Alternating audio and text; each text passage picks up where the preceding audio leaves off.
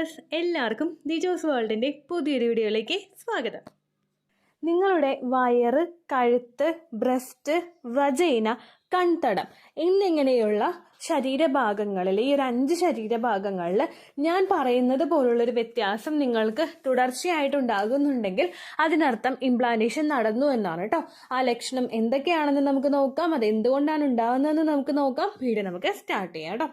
നമ്മുടെ ചാനലിൽ ഒരു ടെലിഗ്രാം അക്കൗണ്ട് ക്രിയേറ്റ് ചെയ്തിട്ടുണ്ട്. നിങ്ങൾക്ക് എന്തെങ്കിലും ഡൗട്ട്സ് ഒക്കെ ചോദിക്കണമെന്നുണ്ടെങ്കിൽ ഓവുലേഷൻ ഡേറ്റിന്റെ കാൽക്കുലേഷൻ, പ്രത്യേകമായിട്ട് എന്തെങ്കിലുമുള്ള ഡയറ്റ് ടിപ്സ്, എക്സസൈസ് ടിപ്സ്, അങ്ങനെ എന്തെങ്കിലുമൊക്കെ നിങ്ങൾക്ക് വേണമെന്നുണ്ടെങ്കിൽ ടെലിഗ്രാം അക്കൗണ്ടിന്റെ ഫെസിലിറ്റി നിങ്ങൾക്ക് ഉപയോഗിക്കാവുന്നതാണ്. ചാനൽ വിസിറ്റ് ചെയ്തതിനു ശേഷം സബ്സ്ക്രൈബ് ബട്ടന്റെ തൊട്ടപ്പുറത്തായിട്ട് ജോയിൻ എന്ന് പറഞ്ഞൊരു ബട്ടൺ ഉണ്ട്. അതിൽ പ്രസ് ചെയ്തിട്ട് 89 രൂപയ്ക്കോ 159 രൂപയ്ക്കോ നിങ്ങൾ മെമ്പർഷിപ്പ് എടുക്കുക. ശേഷം ഒന്നുകൂടി ചാനൽ വിസിറ്റ് ചെയ്ത് ദിജോസ് വേൾഡ് എന്ന് പറഞ്ഞ് യൂട്യൂബിൽ കൊടുത്തതിന് കഴിഞ്ഞിട്ട് പോസ്റ്റ് എന്ന് പറഞ്ഞൊരു ഓപ്ഷൻ ഉണ്ടാകും. അതായത് നമ്മൾ ഹോം, വീഡിയോസ് എന്നിങ്ങനെ നമ്മൾ സ്ക്രോൾ ചെയ്ത് പോകുമ്പോൾ പോസ്റ്റ് എന്ന് പറയുന്നൊരു ഓപ്ഷൻ ഉണ്ടാകും. അതിൽ ക്ലിക്ക് ചെയ്ത് കഴിയുമ്പോൾ ഏറ്റവും ആദ്യം തന്നെ ടെലിഗ്രാമിന്റെ മെമ്പർഷിപ്പ് എടുത്തവർക്ക് വേണ്ടി മാത്രം ആ ഒരു പോസ്റ്റിന്റെ ലിങ്ക് കാണാം. അതിൽ ക്ലിക്ക് ചെയ്ത് കഴിഞ്ഞാൽ ഡയറക്റ്റ് നിങ്ങൾ ടെലിഗ്രാം അക്കൗണ്ടിലോട്ട് പോകുന്നതായിരിക്കും കേട്ടോ. ഇവിടെ ഞാൻ ഈ പറയുന്ന പ്രഗ്നൻസി ലക്ഷണം നിങ്ങൾക്ക് ഇല്ലെങ്കിലും വിഷമിക്കേണ്ട ആവശ്യമൊന്നുമില്ല. എക്സ്പെക്ടഡ് പീരിയഡ് ഡേറ്റിൽ ബ്ലീഡിംഗ് വരുന്നുണ്ടോ എന്ന് നോക്കുക. അതുപോലെ തന്നെ പോകുന്ന രക്തത്തിന്റെ അളവ് എത്രത്തോളമാണെന്നുള്ള കാര്യവും കൂടി നിങ്ങൾ മോണിറ്റർ ചെയ്യണം. പോകുന്ന രക്തം വളരെയധികം കുറവാണെങ്കിൽ പ്രഗ്നൻസി പോസിറ്റീവ് ആകാനായിട്ടും ചാൻസ് ഉണ്ട് കേട്ടോ. ഒരു ലക്ഷണവും ഇല്ലാതെയും പ്രഗ്നന്റ് ആകുന്ന ഒരുപാട് പേരുണ്ട്. അതുകൊണ്ടാണ് ഈ ഒരു കാര്യം പറഞ്ഞത് കേട്ടോ. അപ്പോൾ ഇവിടെ സംസാരിക്കുന്നത് ഞാൻ തുടക്കത്തിലേ പറഞ്ഞ ആ 5 ശരീര അവയവങ്ങളിൽ ഉണ്ടാകുന്ന ഒരു ബീറ്റിംഗ് സെൻസേഷൻ അല്ലെങ്കിൽ മിടിപ്പ് പോലെ, ഒരു പാൽപിറ്റേഷൻ പോലെ ഫീൽ ചെയ്യുന്നതിനെ പറ്റിയിട്ടാണ് കേട്ടോ പറയുന്നത്. നമ്മുടെ വയറിന്റെ ഭാഗം, കഴുത്ത്, ബ്രസ്റ്റ്, വജൈന, കൺതടം ഈ ഭാഗങ്ങളിൽ ഒരു തുടിപ്പ് പോലെ നിങ്ങൾക്ക് ഫീൽ ചെയ്യുന്നുണ്ടോ എന്ന് നോക്കുക. അത് എന്തുകൊണ്ടാണ് ഉണ്ടാവുന്നതെന്ന് നമുക്ക് നോക്കാം കേട്ടോ. ഹാംലെസ് ആയിട്ടുള്ള വളരെ കോമൺ ആയി കണ്ടുവരുന്ന ഒരു പ്രഗ്നൻസി ലക്ഷണം അല്ലെങ്കിൽ ഒരു പ്രഗ്നൻസി ചേഞ്ച് ആണ് ഈ തുടിപ്പ് പോലെ അല്ലെങ്കിൽ ഒരു മിടിപ്പ് പോലെ നമുക്ക് ഫീൽ ചെയ്യുന്നത് കേട്ടോ. അതിന്റെ ഏറ്റവും ആദ്യത്തെ ഒരു റീസൺ ആണ് ബ്ലഡ് ഫ്ലോ കൂടുന്നത്. നമ്മൾ ബ്ലഡ് ഫ്ലോ കൂടുന്നതിന്റെ ഭാഗമായിട്ട് എംബ്രിയോനെ നറിഷ് ചെയ്യാൻ ശ്രമിക്കുന്നതിന്റെ ഭാഗമായിട്ടും ബാക്കിയുള്ള എല്ലാ ശരീര അവയവങ്ങളെ സ്റ്റിമുലേറ്റ് ചെയ്യാനായിട്ട് ശ്രമിക്കുന്നതിന്റെ ഭാഗമായിട്ടും 10 to 20 beats per minute fast ആയിട്ട് പ്രവർത്തിക്കാനായിട്ട് ചാൻസ് ഉണ്ട്. അതായത് നോർമലി ഒരു മനുഷ്യ ശരീരത്തിൽ മിടിപ്പ് ഉണ്ടാകുന്നതിനെ, ബ്ലഡ് സർക്കുലേഷൻ ഉണ്ടാകുന്നതിനേക്കാളും 10 to 20 വരെ ബീറ്റ്സിൽ വ്യത്യാസം ഉണ്ടാകാനായിട്ട് ചാൻസ് ഉണ്ട്. അതുകൊണ്ട് നിങ്ങൾക്ക് ഈ പറഞ്ഞിട്ടുള്ള അവയവങ്ങളിൽ മിടിപ്പ് അനുഭവപ്പെടാം. അടുത്തതായിട്ട് നമ്മുടെ കാർഡിയാക് ഔട്ട്പുട്ടിൽ വരുന്ന വ്യത്യാസം, അതായത് നമ്മുടെ ഹൃദയം നന്നായിട്ട് തന്നെ പ്രവർത്തിക്കുന്നുണ്ട്. ഈ ഹാർഡ് വർക്ക് അല്ലെങ്കിൽ ഹാർട്ട് നന്നായിട്ട് വർക്ക് ചെയ്യുന്നതിന്റെ ഭാഗമായിട്ട് ബ്ലഡ് ഫ്ലോ നല്ലതുപോലെ പ്രഷറിൽ സപ്ലൈ ചെയ്യാനായിട്ട് ശ്രമിക്കുന്നു. ഇതിന്റെ ഭാഗമായിട്ട് പ്ലസന്റയിലോട്ട് യൂട്രസിലോട്ട് വന്നിട്ട് ഈ ബ്ലഡ് സർക്കുലേഷൻ കൂടുന്നത്. ഇതുകൊണ്ട് ഈ ഒരു മിടിപ്പ് പോലെ നിങ്ങൾക്ക് വയറിന്റെ ഭാഗത്തൊക്കെ ഫീൽ ചെയ്യാനായിട്ട് ചാൻസ് ഉണ്ട് കേട്ടോ. അടുത്തൊരു റീസൺ ആണ് ഹോർമോണൽ ചേഞ്ചസ് എന്ന് പറയുന്നത്. പ്രൊജസ്ട്രോണിന്റെ ലെവല് ശരീരത്തിൽ കൂടുന്നതിനനുസരിച്ചിട്ട് ബ്ലഡ് വെസൽസിന് ഇത് റിലാക്സ് ആക്കാൻ വേണ്ടിയിട്ട് കാരണമാകുന്നുണ്ട്. ഇതുകൊണ്ട് BP കുറയാനും ഹാർട്ട് ബീറ്റ് കൂടാനുമായിട്ടുള്ള ചാൻസസ് നമുക്ക് ഉണ്ടാകുന്നുണ്ട് കേട്ടോ. പല ആളുകളും ഹാൻഡ് പൾസ് വെച്ചിട്ടും നെക്കിലെ പൾസ് വെച്ചിട്ടും പ്രഗ്നൻസി കൺഫേം ചെയ്തു എന്ന് നമ്മുടെ ചാനലിൽ വീഡിയോ ഇട്ടിട്ടില്ലേ. അതൊക്കെ ഇതുകൊണ്ടാണ് കേട്ടോ. ആ ഒരു ബീറ്റിൽ വരുന്ന വ്യത്യാസം കൂടുന്നത് കൊണ്ടാണ് കേട്ടോ നമുക്ക് മനസ്സിലാക്കാനായിട്ട് സാധിക്കുന്നത്.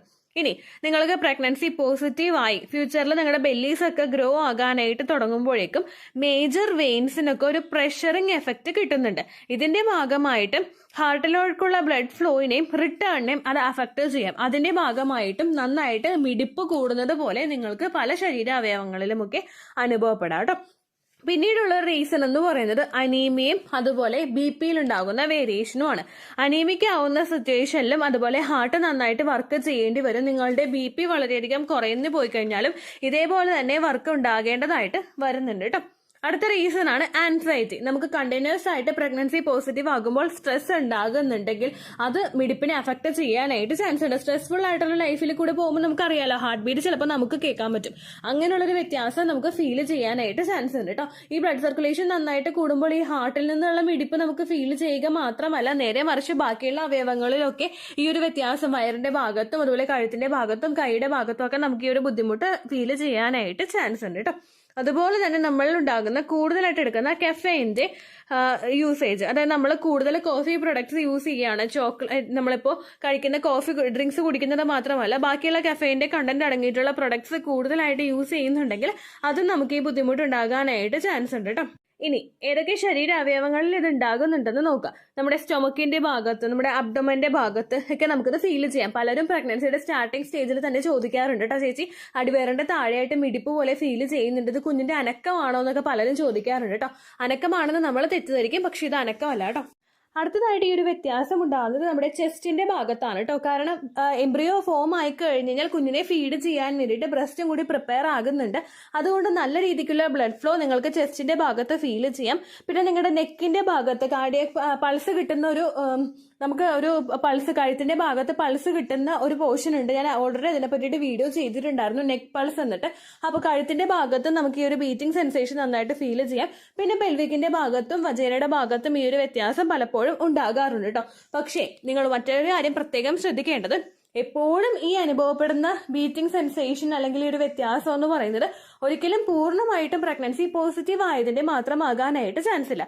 അങ്ങനെയുള്ള സിറ്റുവേഷൻസിൽ നമ്മൾ മനസ്സിലാക്കേണ്ട കാര്യമാണ്, ഈ അനക്കം നമുക്ക് ഫീൽ ചെയ്താലും എപ്പോൾ ഡോക്ടറെ കാണണം, ഈ ഒരു കാര്യം നമ്മൾ കൃത്യമായിട്ട് മനസ്സിലാക്കണം. നമ്മൾ എപ്പോഴൊക്കെ കാണണമെന്ന് ചോദിച്ചു കഴിഞ്ഞാൽ ഈ അനക്കം നന്നായിട്ട് ഫീൽ ചെയ്യുന്നുണ്ട്, പക്ഷെ ഫീൽ ചെയ്യുന്നതോടൊപ്പം തന്നെ നമുക്ക് ചെസ്റ്റിന്റെ ഭാഗത്ത് വേദനയോ ടൈറ്റ്നെസ്സോ എവിടെയെങ്കിലും ഒക്കെ ഫീൽ ചെയ്യുന്നുണ്ടോ എന്ന് നോക്കുക. അങ്ങനെ ഉണ്ടാകുന്നുണ്ടെങ്കിൽ നിങ്ങൾ ഡോക്ടറെ കാണണം. ഒപ്പം തന്നെ നിങ്ങൾക്ക് ശ്വാസ തടസ്സം അനുഭവപ്പെടുന്നുണ്ടെങ്കിൽ, ഈ ഒരു അനക്കം ഉണ്ടാകുന്ന സമയത്ത് ബുദ്ധിമുട്ടുണ്ടാകുന്നുണ്ട്, വെപ്രാളം പോലെ നമുക്ക് ശ്വാസം എടുക്കാനായിട്ടൊക്കെ അസഹനീയമായിട്ടൊക്കെ ബുദ്ധിമുട്ടൊക്കെ ഫീൽ ചെയ്യുന്നുണ്ടെങ്കിൽ നമ്മൾ ഡോക്ടറെ കാണണം. ഒപ്പം തലകറക്കവും ഫീൽ ചെയ്യുന്നുണ്ടെങ്കിൽ, അനക്കം വന്നു കഴിഞ്ഞാൽ പെട്ടെന്ന് തന്നെ തല കറങ്ങുന്നത് പോലെ തോന്നുക, അല്ലെങ്കിൽ എവിടെയെങ്കിലുമൊക്കെ ഇരിക്കാനായിട്ട് തോന്നുക, അങ്ങനെ എന്തെങ്കിലുമൊക്കെ ബുദ്ധിമുട്ട്, ചിലപ്പോൾ ഒന്ന് വീഴാൻ പോകുന്നത് പോലെ പിടിച്ചു നിൽക്കേണ്ട സിറ്റുവേഷൻ ഒക്കെ ചിലർക്കും ഉണ്ടാകാറുണ്ട്. അങ്ങനെയുള്ള സമയത്തൊക്കെ നമ്മളത് ശ്രദ്ധിക്കുന്നത് നല്ലതാണ് കേട്ടോ. പിന്നെ അതുപോലെ തന്നെ നമുക്ക് ബീറ്റിങ് ഒരുപാട് നേരം കണ്ടിന്യൂ ചെയ്തു പോവുക, അതായത് നമുക്ക് ഈ ഒരു ബീറ്റിംഗ് സെൻസേഷൻ പോലെ ശരീരത്തിൽ ഫീൽ ചെയ്ത് കഴിഞ്ഞാൽ ഒരുപാട് നേരം ഒന്നും നമുക്ക് ഈ ഒരു ബുദ്ധിമുട്ടുണ്ടാവില്ല. ഹാർട്ട്ലി പോയി കഴിഞ്ഞാൽ ഒരു 1-2 സെക്കൻഡൊക്കെ നമുക്ക് ഈ ഒരു ബുദ്ധിമുട്ട് ശരീരത്തിൽ ഫീൽ ചെയ്യുള്ളൂ. പക്ഷേ ഈ ഒരു ബീറ്റിംഗ് നിങ്ങൾക്ക് കണ്ടിന്യൂസ് ആയിട്ട് ഫീൽ ചെയ്യുന്നുണ്ട്, ഒരുപാട് നേരം അല്ലെങ്കിൽ ഒരുപാട് മിനിറ്റുകൾ നിങ്ങൾക്ക് ഈ ഒരു ബീറ്റിംഗ് സെൻസേഷൻ ഉണ്ടാകുന്നുണ്ടെങ്കിൽ ഡോക്ടറെ കാണണം. അതുപോലെ തന്നെ ചില ആളുകൾക്ക് ഈ പ്രഗ്നൻസി ആയി കഴിഞ്ഞാൽ ഈ ഒരു ബീറ്റിംഗ് സെൻസേഷൻ കൂടുന്നതിന്റെ ഭാഗമായിട്ട് ബേബി മൂവ്മെന്റ്സ് വളരെ കുറവായിട്ട് കിട്ടുന്നവരുണ്ട്. കുഞ്ഞിന്റെ മൂവ്മെന്റ്സ് ലാസ്റ്റ് ട്രൈമസ്റ്ററിന്റെ ഒരു ലാസ്റ്റ് മന്ത് ഒക്കെ എത്തുന്ന സമയത്ത് എന്തായാലും മൂവ്മെന്റ്സ് കുറയാനായിട്ട് ചാൻസ് ഉണ്ട്. കാരണം കുഞ്ഞിന്റെ പിന്നീട് അങ്ങോട്ടേക്ക് യൂട്രസ് എക്സ്പാൻഡ് ആവുന്നില്ല. അതുകൊണ്ട് ആ ഒരു സെൻസേഷനൊക്കെ നമുക്ക് ബീറ്റിംഗ് ഒക്കെ അല്ലെങ്കിൽ കുഞ്ഞിന്റെ അനക്കമൊക്കെ കുറച്ചാണ് കിട്ടാറ്. എന്നാൽ നേരെ മറിച്ച് കുഞ്ഞ് നല്ല ആക്റ്റീവായിട്ടിരിക്കേണ്ട സമയങ്ങളിൽ നിങ്ങൾക്ക് അനക്കം വളരെയധികം കുറച്ചാണ് കിട്ടിക്കൊണ്ടിരിക്കുന്നതെങ്കിൽ അപ്പോഴും നിങ്ങൾ ഡോക്ടറെ കണ്ടിട്ട് ഈ ഒരു കാര്യം പറയണം. കുഞ്ഞിന്റെ സ്കാനൊക്കെ ചെയ്ത് നോക്കിയിട്ട് കുഞ്ഞ് ഹെൽത്തി ആണോ എന്നുള്ള കാര്യം കൂടി നിങ്ങൾ നോക്കണം കേട്ടോ. ഇനി ഈ ഒരു കണ്ടീഷൻ വന്നു കഴിഞ്ഞാൽ അതിൽ നിന്ന് പുറത്തേക്ക് വരാൻ വേണ്ടിയിട്ട്, അത് ഓവർകം ചെയ്യാൻ വേണ്ടിയിട്ട് നിങ്ങൾ എന്തെല്ലാം ശ്രദ്ധിക്കണമെന്ന് നോക്കാം. ഏറ്റവും ആദ്യം നന്നായിട്ട് വെള്ളം കുടിക്കാനായിട്ട് നോക്കുക. ഡിഹൈഡ്രേഷൻ ഉണ്ടാകുന്നതിന്റെ ഭാഗമായിട്ട് ഈ ഒരു ബുദ്ധിമുട്ട് നിങ്ങൾക്ക് കൂടി വരാനായിട്ട് ചാൻസ് ഉണ്ട്. പ്രഗ്നൻസി പോസിറ്റീവ് ആകുമ്പോൾ എംബ്രിയോനെ നറീഷ് ചെയ്യണമെന്നുണ്ടെങ്കിൽ നമ്മൾ ഒരു 8 ഗ്ലാസ് ഒന്നും വെള്ളം കുടിച്ചാൽ പോരാ, 2.5-3 ലിറ്റർ വെള്ളമെങ്കിലും ദിവസേന കുടിക്കാനായിട്ട് നോക്കണം. അത് സൺസെറ്റിന് മുൻപ് തന്നെ കുടിച്ചു തീർക്കാനും നിങ്ങൾ ശ്രദ്ധിക്കണം. അല്ലെങ്കിൽ ഫ്രീക്വന്റ് യൂറിനേഷൻ ഉറങ്ങുന്ന സമയത്ത് നിങ്ങൾക്ക് ഉണ്ടാകാനായിട്ട് ചാൻസ് ഉണ്ട് കേട്ടോ. അടുത്തതായിട്ട് ശ്രദ്ധിക്കേണ്ട കാര്യം, ഉറങ്ങുന്ന സമയത്ത് ഒന്ന് പൊസിഷൻ ചേഞ്ച് ചെയ്ത് നോക്കുക. അതായത് ഏതെങ്കിലും മലർന്ന് കിടക്കുന്ന സമയത്തോ ചരിഞ്ഞ് കിടക്കുന്ന സമയത്തോ ആണ് നിങ്ങൾക്ക് ഇത് കൂടുതലായിട്ട് ഉണ്ടാവുന്നതെങ്കിൽ പൊസിഷൻ ഒന്ന് അപ്പുറത്തെ സൈഡിലോട്ട് ചരിഞ്ഞ് കിടക്കുകയോ അല്ലെങ്കിൽ വേറെ ഏതെങ്കിലും രീതിക്ക് പില്ലോസ് ഒക്കെ അഡ്ജസ്റ്റ് ചെയ്ത് വെച്ച് കിടക്കുകയോ ചെയ്യാം കേട്ടോ. അതുപോലെ തന്നെ കഫെയിന്റെ ഇൻടേക്ക് കുറയ്ക്കുക. കഫെയിന്റെ കണ്ടന്റ് അടങ്ങിയിട്ടുള്ള പ്രൊഡക്ട്സും എക്സസ് ആയിട്ട് യൂസ് ചെയ്യുന്ന ഒരു ഹാബിറ്റ് നിങ്ങൾക്കുണ്ടെങ്കിൽ അത് കൺട്രോൾ ചെയ്യാനായിട്ട് ശ്രമിക്കണം.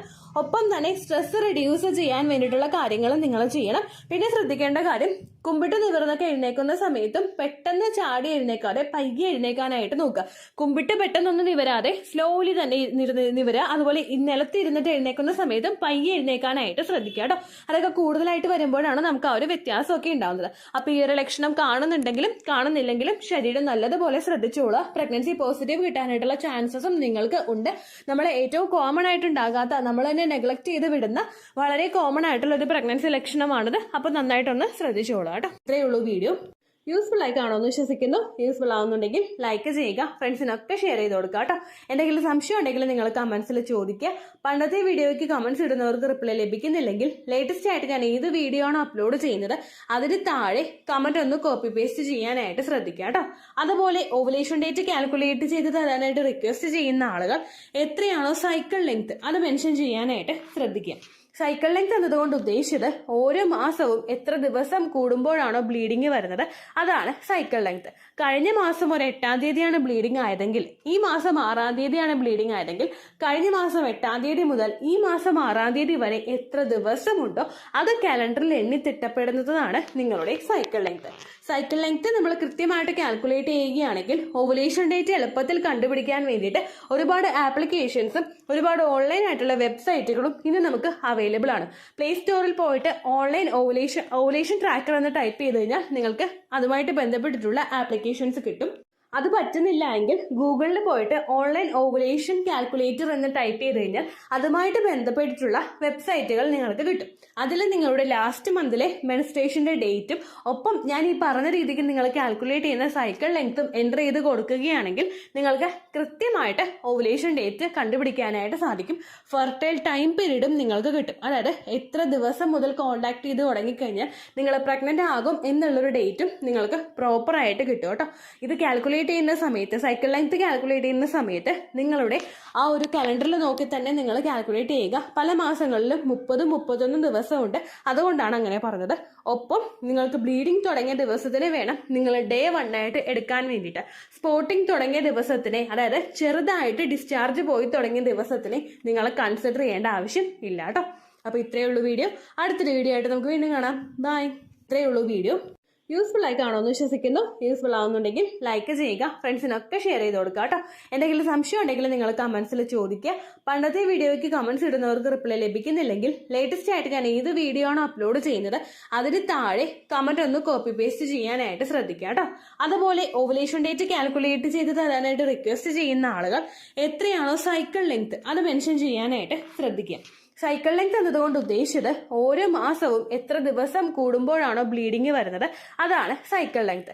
കഴിഞ്ഞ മാസം ഒരു 8-ാം തീയതിയാണ് ബ്ലീഡിങ് ആയതെങ്കിൽ ഈ മാസം 6-ാം തീയതിയാണ് ബ്ലീഡിങ് ആയതെങ്കിൽ കഴിഞ്ഞ മാസം 8-ാം തീയതി മുതൽ ഈ മാസം 6-ാം തീയതി വരെ എത്ര ദിവസമുണ്ടോ അത് കാലണ്ടറിൽ എണ്ണി തിട്ടപ്പെടുന്നതാണ് നിങ്ങളുടെ സൈക്കിൾ ലെങ്ത്. സൈക്കിൾ ലെങ്ത് നമ്മൾ കൃത്യമായിട്ട് കാൽക്കുലേറ്റ് ചെയ്യുകയാണെങ്കിൽ ഓവുലേഷൻ ഡേറ്റ് എളുപ്പത്തിൽ കണ്ടുപിടിക്കാൻ വേണ്ടിയിട്ട് ഒരുപാട് ആപ്ലിക്കേഷൻസും ഒരുപാട് ഓൺലൈൻ ആയിട്ടുള്ള വെബ്സൈറ്റുകളും ഇന്ന് നമുക്ക് അവൈലബിൾ ആണ്. പ്ലേ സ്റ്റോറിൽ പോയിട്ട് ഓൺലൈൻ ഓവുലേഷൻ ട്രാക്കർ എന്ന് ടൈപ്പ് ചെയ്ത് കഴിഞ്ഞാൽ നിങ്ങൾക്ക് അതുമായിട്ട് ബന്ധപ്പെട്ടിട്ടുള്ള ആപ്ലിക്കേഷൻസ് കിട്ടും. അത് പറ്റുന്നില്ല എങ്കിൽ ഗൂഗിളിൽ പോയിട്ട് ഓൺലൈൻ ഓവുലേഷൻ കാൽക്കുലേറ്റർ എന്ന് ടൈപ്പ് ചെയ്ത് കഴിഞ്ഞാൽ അതുമായിട്ട് ബന്ധപ്പെട്ടിട്ടുള്ള വെബ്സൈറ്റുകൾ നിങ്ങൾക്ക് കിട്ടും.